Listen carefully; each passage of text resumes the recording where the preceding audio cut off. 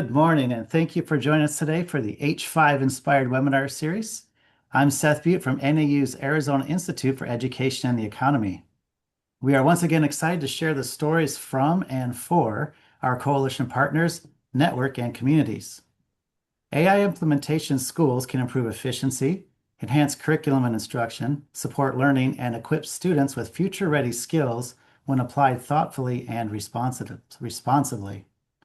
This session will showcase how Yuma Union High School District has approached AI adoption with a slow, thoughtful rollout from vision to practice, highlighting practical entry points, leadership structures, and quick win strategies for responsibly introducing AI into their schools. If you have any questions along the way, you may post them in the Q&A, and there will be time at the end of the presentation. And now it's my pleasure to introduce Yuma Union Executive Director for Teaching and Learning, Corey Semler, and the EdTech team. Hey, good afternoon, everybody. Thanks for joining us today. Like Seth just mentioned, my name is Corey Semler. I'm the Executive Director of Teaching and Learning here in the Yuma Union High School District. And I'd really just like to take a moment to introduce our Ed Tech team, led by Mrs. BB Frazine, our Director of Ed Tech and Learning Management Systems. This team plays a vital role in leading innovation across our district, across our classrooms, by supporting the integration of ed tech tools and AI-powered learning. What makes our district unique is we've intentionally invested in our dedicated ed tech team and the leadership position that we have in that director position to guide this work. And I really just think that's a reflection of our deep commitment to preparing students for the future by ensuring technology and AI aren't just add-ons, but essential parts of the learning experience. And I'm really proud of the work this team's doing to elevate teaching and learning across our district. And without further ado, because I know we got a lot to cover today, I want to turn it over to our Director of Ed Tech and LMS, Miss BB Frazine. Good afternoon. Thank you, Corey. It was a wonderful entry. So as Corey just shared, I'm BB Frazine, Director of Ed Tech and Learning Management Systems. Today, you're going to hear from our educational technology coaches who serve the district-wide, so all 7 schools. We have Ian McDougall at San Luis High School, who serves well, basically all our schools. And so does Jason Flora from COFA and Dane Jacobson from Vista High School. So something unique, just real quick, I'd like to Yeah, add something unique about all our coaches is they also serve like half their contract in the classroom still. That's something pretty unique, which allows them to also walk the walk, right? So these gentlemen are getting out onto all 7 of our campuses, making sure our AI and our ed tech is infiltrating classrooms, right, and being used by not only the teachers but the students. But then they're actually implementing them during the day as well because they still have students of their own.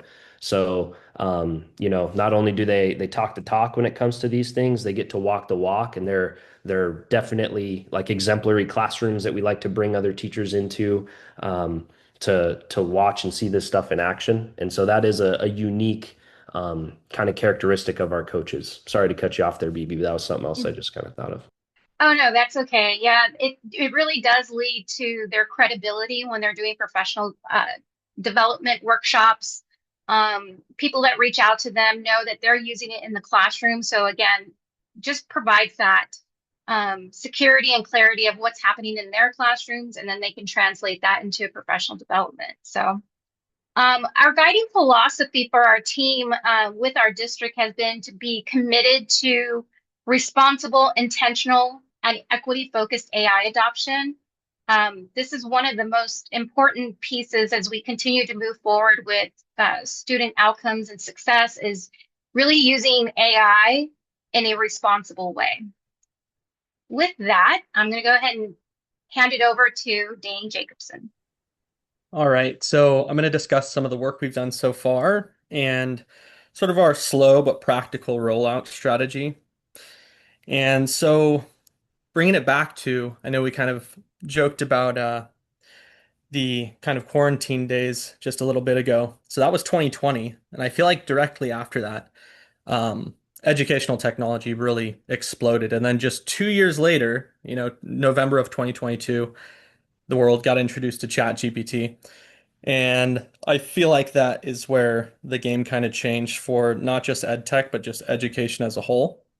And so the way we've kind of rolled that out, so in 2022 and 2023, when AI was just coming onto the educational scene, our district really made it a point to discover who the innovators were in our district, um, discover what tools were practical for our use cases.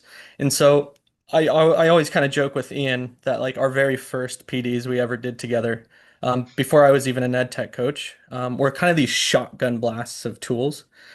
Just like, hey, top 50 AI tools, because everybody just wanted to explore them. There's so much excitement around it. And that excitement and the tool exploration slowly turned into overwhelm. It was like, wow, there's just too many tools. I don't even want to touch AI anymore because once I get used to one, it either changes or there's a better one coming down the line. And so in 2024, that's where we started to kind of focus and we started building resources to guide teacher exploration and grew our ed tech department. That's where I joined up with the ed tech team. Um, and so that's where, we started building district prompt libraries. We have resources for very almost complex stuff, but using AI for things like HTML, like programming within Canvas and implementations like that. So we started drafting up these actual solid district resources for our teachers, specifically for teacher use of AI. And then in 2025, so this year, we've gone a bit further, actually establishing our ground and foundation with what AIs should look like or what we envision it to look like um, within our teachers' and students' hands. And so we've established district approved tools. We've established an AI framework and guiding practices.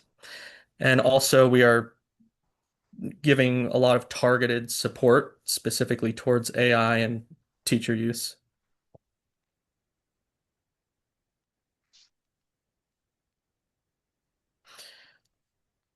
And so, a lot of the structure kind of coming into play now um, is that AI framework and those guiding practices coming along with it.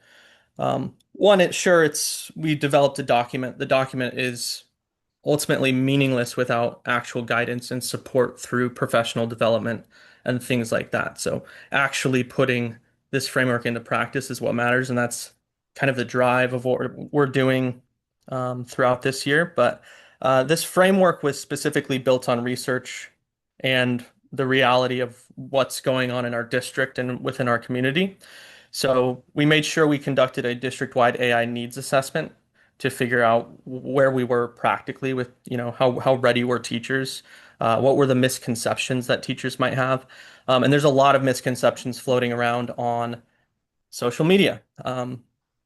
I mean, and there's a lot of good and scary information about AI. There's also a lot of maybe exaggerated information or just things that we need to straighten out. So figuring out what teachers thought about AI, that's where the common misconceptions, addressing those things was important because if we could break down those barriers, it made teacher adoption a little bit easier.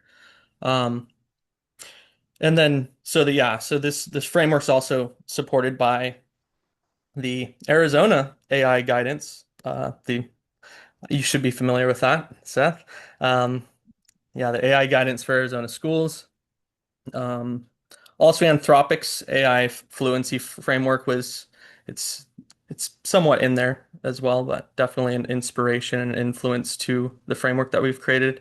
And then a sort of homegrown what we're calling the AI thinking model. So that's also in there. That is a practical approach to instructional design and kind of the way we think about um, the way teachers might implement AI in their classrooms. Uh, and so, yeah, the core emphasis of this framework, number one, student privacy. Um, that should be first and foremost. These AI tools there's a lot of data gray areas. It's kind of redefining the way certain technologies work, and there's a lot of curtains up on certain things, all sorts of AI APIs connecting to this and that. But so that's where we really want to drive student data privacy first and foremost. Um, Along with that, getting teachers to use it and students to use it effectively, efficiently, ethically, and safely. So this policy guides that. And then always a human-centered approach first. We're not looking for AI to replace all of our teachers, or even, replace genuine teacher feedback. It might assist or enhance feedback, things like that. But I'm just going to note that last bullet point there. We really want it to increase the quality of what our teachers can do, not necessarily just be this automation tool that replaces certain teachers' tasks. We'd rather it enhance that human effort and the learning that can be done. And then also little shout out to AI literacy and fluency, which I'll talk about a little bit more. But so yeah. So infrastructure readiness. So what we've kind of established now is the tools first and foremost, those district approved tools. We've adopted and purchased tools such as the ChatGPT education accounts for all of our staff members. We've also made sure that Canva AI is an integrated part of our district and part of our PDs and whatnot. Um, and then just a whole slew of district-wide access to other AI tools that meet our security and privacy protection standards. Um, we have a whole walled garden. The IT crew that we have are a bunch of awesome nerds that are really doing a fantastic job at, uh, you know, setting these security and privacy standards for our district. So super grateful for that. Makes my job a little bit easier, little bit more relaxed when exploring these tools that I know have some gray areas. And then also targeted support. We've established AI professional development for teachers that cover general tool guidance, teacher-generated AI SOPs, AI literacy, prompting, AI fluency, and a whole bunch more stuff that's coming down the line. So, yeah, I will let Jason take it away now. Thank you, Dane. So with that, while we have many teachers that are super gung-ho and want to jump in on AI, that doesn't mean everybody's there yet. And to help bring those individuals who are a little bit more hesitant, they're not necessarily anti-AI.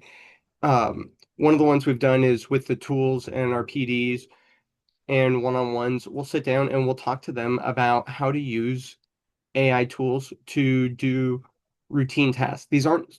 It's nothing that a teacher themselves couldn't do, but help save time. So, for example, drafting parent communications. A big one for a lot of our schools is we have a lot of parents who only speak Spanish and the teacher may only speak English. So, helping to draft letters, that's one way. In between parents and teachers, but also creating lesson plans that teachers need for how they're going to run their class, and also just brainstorming there. So if the teacher is looking to do a different task or they want to try and make it more student-focused learning and they're figuring out how to do that for their unique content area, they can have basically a springboard or a brainstorming partner in the AI system. With that, once the teachers start to get more comfortable with that, we then start to see that bleed into they're showing their students how to do this. So showing students how to do brainstorming using AI tools to support personalization of student learning. So it's not everybody doing the same thing at the same time. But it takes that low entry point to help guide the teachers there. And also it can help with language scaffolding, whether it's for our English second language learner students, but also just something as simple as I teach science, how to giving students structures for how to write a hypothesis. And then also with this using AI tools to look at different careers that they may be interested in. And so they can explore that and also do mock interviews with Chat GPT just to get feedback and see, hey, what do they think of this career? What do they need as far as GPA classes to get there? Um, with that, there's other awesome uses. Probably one of my personal favorites is just data organization. So showing teachers how to use AI to take a whole massive set of data and turn it into something useful. Um, for example, being able to take a Google survey with written responses and put it into ChatGPT and get the theme out of that.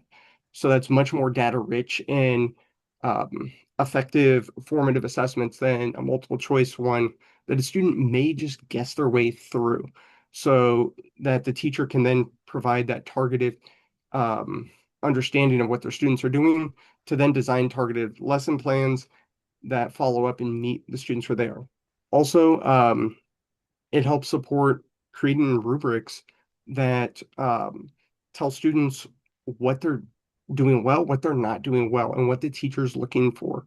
Um, just supporting the feedback aspect that helps students to grow into the most capable students they can be.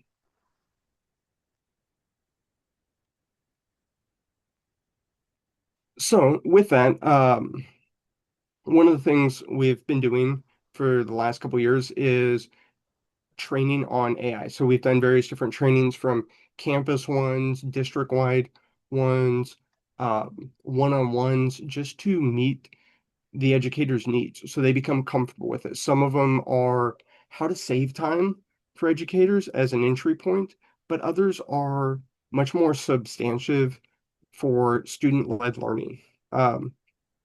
And so with this, it's also useful for the three of us because we still have classes, like Corey said earlier. So we still get to do this and we can invite teachers into our classrooms, which is just builds our practical leadership in that teachers trust us because they can come see it. But with that, we're also able to advise our school administrators on what would be a good way to implement AI and not implement AI to just basically improve the learning experience. So with that, at throughout our district, one of the key things is we've been the three of us have been developed into leaders in this, and the really cool part is we still teach in the morning and then in the afternoon we get to coach. So we have that very strong credibility because we're usually the ones trying it out first and then teaching those PDs that show teachers what works, what doesn't work.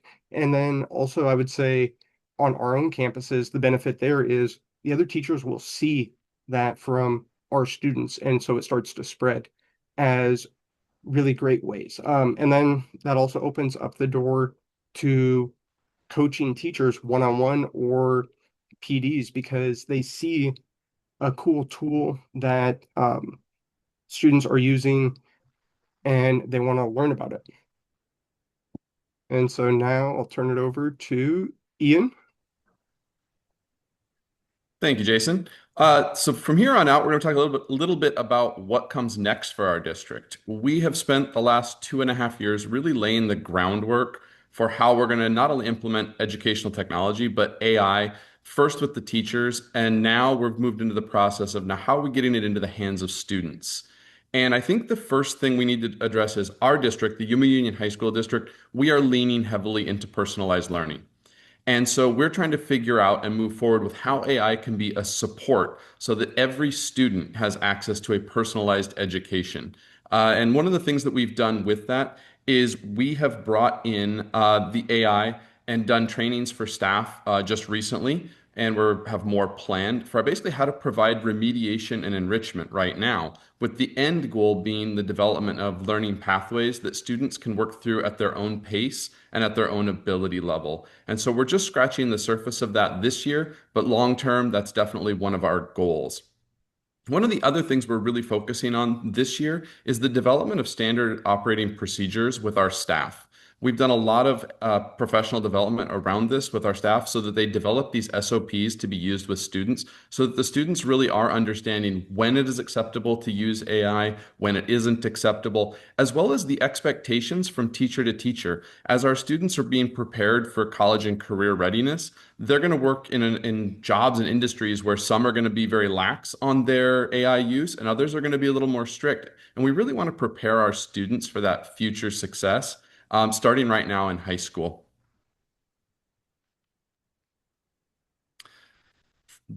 Finally, as we move forward, we're really focusing on that innovation mindset. We really, really want our staff to be using this and modeling it for our students. It's not enough that our staff stands and says, hey, this is the lesson, but really walking the kids through how they used AI to develop that lesson or to develop that activity and basically lead from the front of the classroom, lead from the seat they're in.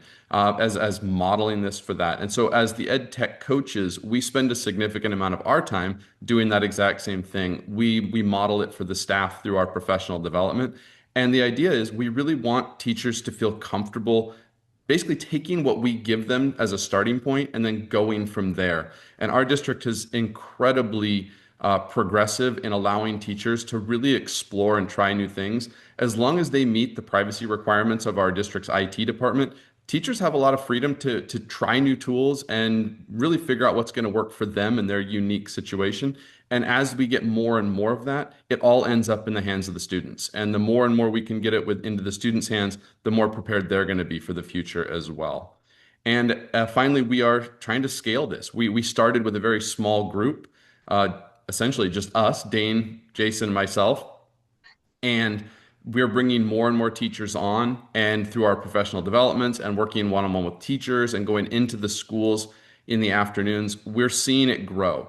And whereas now it's very common to walk into a classroom on any of our 7 campuses and see AI being used, this is just the beginning. That we are still building out from here, and it's going to be a big future for not only our staff, but a lot of our students are going to be developing these AI skills that are going to give them an advantage in what comes next in their lives. And so I'll turn it over now to Bibi. Thank you, Ian.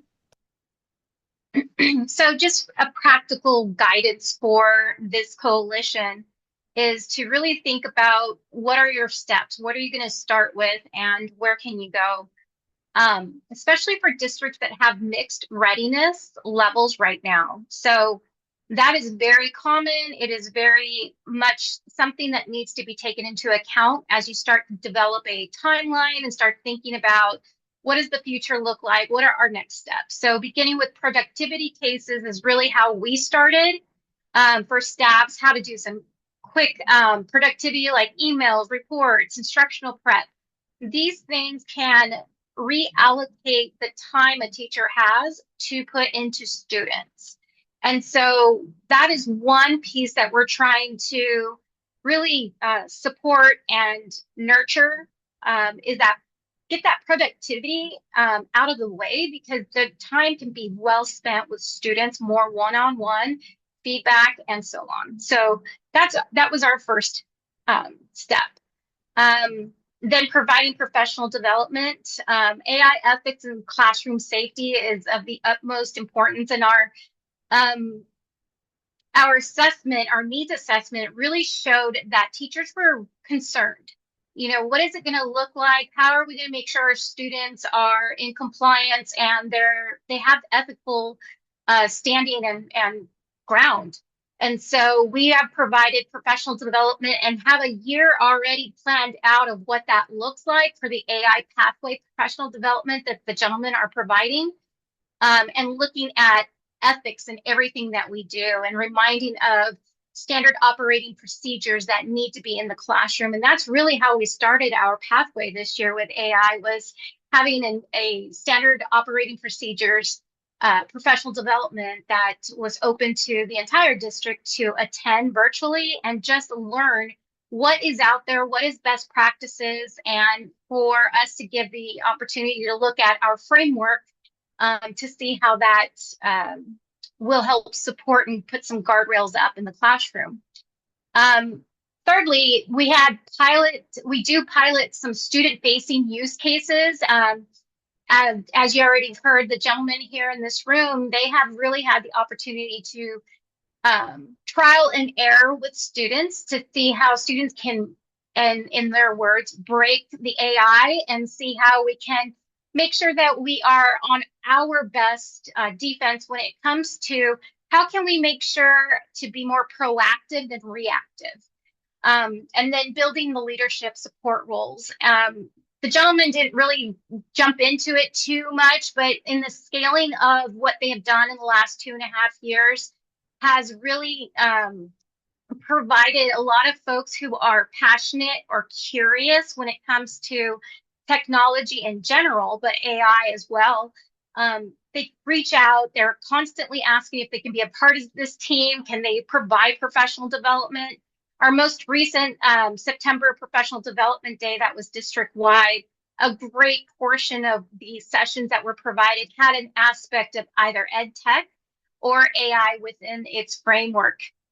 So that was just one of those areas where we're building leadership within the ed tech coaches, but we're also scaling that out to the classes and in the different schools. So that is just one of those areas that that's our practical guidance for you.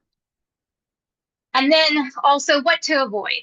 So don't rush to adoption. If you're not ready, that means you don't have a framework in place. So make sure that you have done your homework, you have a framework.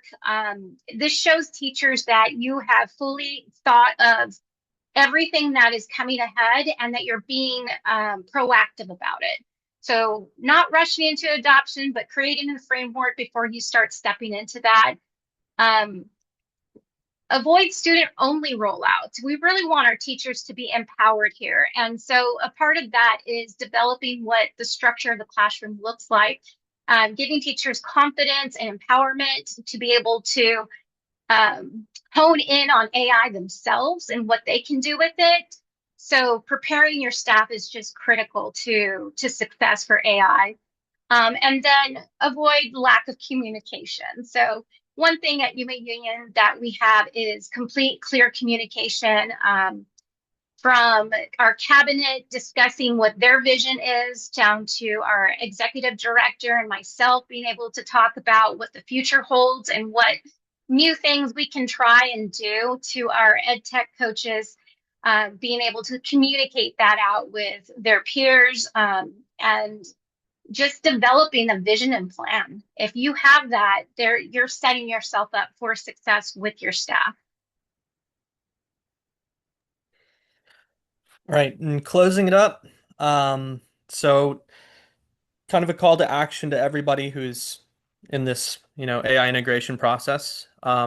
Take your next practical step, whether that's unbanning AI for teachers or, getting that AI framework in place, getting teachers to have classroom AI SOPs, finding your AI innovators, etc.